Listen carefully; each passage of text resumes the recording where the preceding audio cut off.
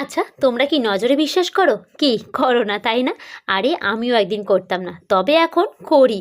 চলো একটা জিনিস দেখাই তোমাদের। এই দেখো, এই যে চুলটা তোমরা দেখতে পাচ্ছ, এটা আমার মাথার চুল।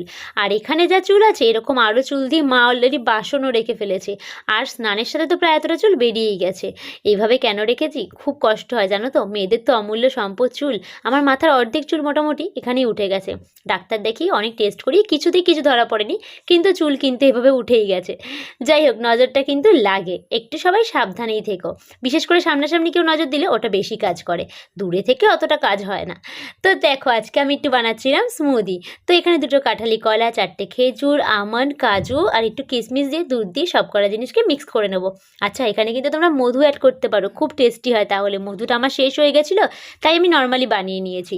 আর এটা কিন্তু অনেক হেলদি, যারা ওয়েট গেইন করতে চাইছো তারা খেতে পারো। আমি জানো তো প্রত্যেকবারই ভাবি কালকে থেকে এটা স্টার্ট করবো, রোজ খাবো, বাট 2-3 দিন পরে আবার সেই বন্ধ হয়ে যায় খাওয়া। ওই 2-3 দিনই খাই, খুব উইক ফিল হচ্ছিলো, তাই ভাবলাম একটু এটা বানিয়ে খাই, আবার কদিন ট্রাই করবো, আবার দেখবো ভুলে গেছি।